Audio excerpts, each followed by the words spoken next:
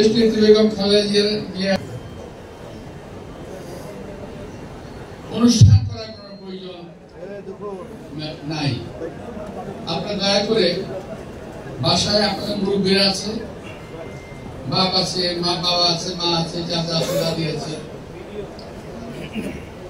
সর্বোপরি আপনারা নিজেরা আছেন। নামাজে যখন বসেন 2 রাকাত নফল নামাজ পড়ে নিজে প্রাণ খুলে আল্লাহ তাআলার কাছে চান যে দেশনেত্রী বেগম খালেদা জিয়াকে আমরা আমাদের মাঝে ফেরত চাই। আল্লাহ তাআলা নিশ্চয়ই মজলুমের কথা শুনে থাকেন। আমি বিশ্বাস করি যদি দেশ আমাদের নেতা মরহুম জিয়াউর রহমান সাহেব যদি গণতন্ত্রের প্রবর্তন না করতেন, যদি আজকে দেশনেত্রী বেগম খালেদা জিয়া সেই গণতন্ত্রকে লালন না করতেন, অবশ্যই আজকে এইরকম নির্বাচনের একটা সম্ভাবনা কখনোই হতো না। দেশনেত্রী বেগম খালেদা জিয়ার সময় এদেশে নির্বাচন হয়েছে। আমরা 91 নির্বাচন করেছি, আমরা 96 নির্বাচন করেছি, আমরা 2008 সালে নির্বাচন করেছি, কিন্তু কোন নির্বাচন গণতান্ত্রিক প্রক্রিয়ায় হয় নাই। একমাত্র আমাদের নেত্রী দেশনেত্রী বেগম খালেদা জিয়ার নেতৃত্বেই যে কোনো নির্বাচন হয়েছে, সঠিক নির্বাচন হয়েছে। আপনারা জানেন, বলেছিলেন যে এই সরকারকে 1 মিনিটের জন্য শান্তিতে থাকতে দেব না। আসলে দেয়নি। এই দেশের মানুষকে তিনি 1 মিনিটের জন্য শান্তিতে থাকতে দেন না। অতঃপর গত 17 বছর স্বৈর শাসন চালিয়েছে।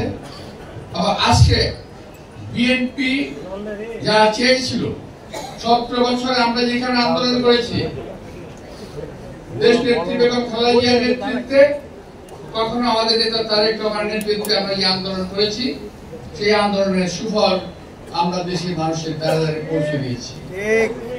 আজকে আমরা ভোটের অধিকার আদায় করেছি, ভোটের অধিকার আদায় করেছি, এখন ভোট প্রয়োগ করার সময় এসেছে। প্রিয় ভাইরা, দেশনেত্রী আমরা বিশ্বাস করি, যেটা বলছিলাম, প্রিয় ভাইরা, আমার নেত্রী যেই গণতন্ত্রের স্বাধীনতা দিয়েছিলেন, সেই গণতন্ত্র অপব্যবহার করে আওয়ামী দুঃশাসন ছিল গত 17 বছর। 17 বছর পর আবার যখন আমরা গণতন্ত্রের স্বাদ পেতে শুরু করেছি, ওই সময় আরো অন্য একটি রাজনৈতিক দল বিএনপির বিরুদ্ধে তথা দেশের বিরুদ্ধে চক্রান্তে নেমেছে। তারা দেশি বিদেশি মদতপুষ্ট হয়ে এই দেশের মানুষকে একটি অনিশ্চিত ভবিষ্যতের দিকে ঠেলে দেওয়ার চেষ্টা করছে। তারা ধর্মীয় ভাবে দেশের মানুষকে বিভ্রান্ত করার চেষ্টা করছে। তারা আমার মা বোনদেরকে বিভ্রান্ত করার চেষ্টা করছে। আপনারা দয়া করে প্রত্যেক যার এলাকায় সাবধান করে দেন, হুঁশিয়ার করে দেন এই সমস্ত যাদেরকে আমি বিধর্মী বলবো না, যারা নাকি মোটামুটি কাদিয়ানীদের দ্বিতীয় সংস্করণ এই মুহূর্তে বাংলাদেশে। এরা কাদিয়ানীদের দ্বিতীয় সংস্করণ। এরা আমার নবী সাল্লাল্লাহু আলাইহি ওয়াসাল্লামের সঙ্গে বিভিন্ন লোকের তুলনা করে থাকে। এরা বলে আমাদের কথা বলতে হবে, পুলিশকে আমাদের কথা বলে চলতে হবে, প্রশাসনকে আমাদের কথা বলে চলতে হবে। যখন গ্রেফতার করতে বলবো তখন গ্রেফতার করতে হবে, যখন ছাড়তে বলবো তখন ছেড়ে দিতে হবে। প্রিয় ভাইরা, এই বক্তব্যের মাঝ দিয়ে আমি একটা বিশাল ষড়যন্ত্রের চক্রান্তের আভাস পাচ্ছি।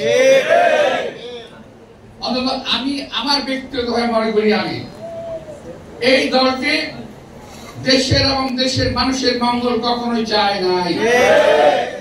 তারা 1947 সালে পাকিস্তানের বিরুদ্ধে লড়েছিল। তারা 1971 সালে এই দেশের মা বোনকে পাকিস্তানি হায়নাদের হাতে তুলে দিয়েছিল। এদেশের সংখ্যালঘু সম্প্রদায়কে কচুকাটা করেছিল এই লোকগুলো। আজকে তারা লম্বা লম্বা কথা বলছেন, ধর্মের কথা বলছেন, ধর্মের কথা বলে মানুষকে বিভ্রান্ত করার চেষ্টা করছেন।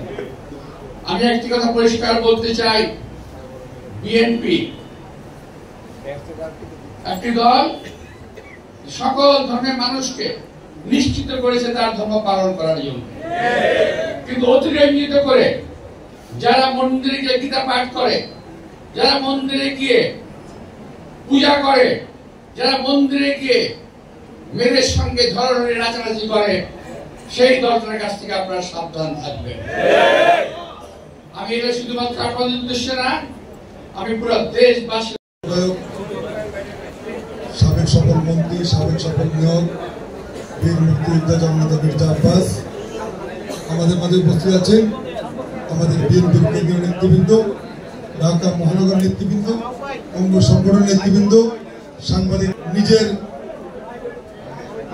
সবকিছু হারিয়ে যিনি আমাদেরকে ভালোবেসেছেন, এদেশের মানুষকে ভালোবেসেছেন, এদেশের স্বাধীনতা, সার্বভৌমত্ব, গণতন্ত্র রক্ষায় যিনি আন্দোলন সংগ্রাম করেছেন, কখনো তিনি নিজের জীবনের কথা চিন্তা করেননি, কখনো পরিবারের কথা চিন্তা করেননি। তিনি স্বামী হারিয়েছেন, ছেলে হারিয়েছেন,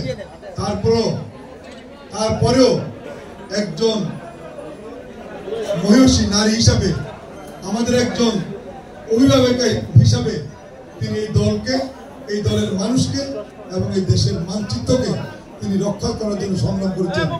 সে আমাদের প্রিয় নেত্রী, সাবেক প্রধানমন্ত্রী দেশনেত্রী বেগম খালেদা জিয়া আজকে অসুস্থ। আমরা ওনার জন্য দোয়া করব।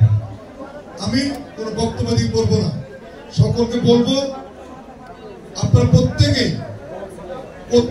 নামাজ পড়ে, কোরআন পড়ে আমাদের নেত্রীর জন্য দোয়া করবেন, যাতে আল্লাহ পাক ওনাকে সুস্থ করে তিনি যেন আবার আমাদের মাঝে এসে এই দেশের মানুষকে তিনি সেবা করতে পারেন। আজকে সবাই সেই দোয়াই করবেন। আপনাদের সকলকে ধন্যবাদ। ঢাকা মহানগর দক্ষিণ বিএনপি আমাদের মাঝে উপস্থিত আছেন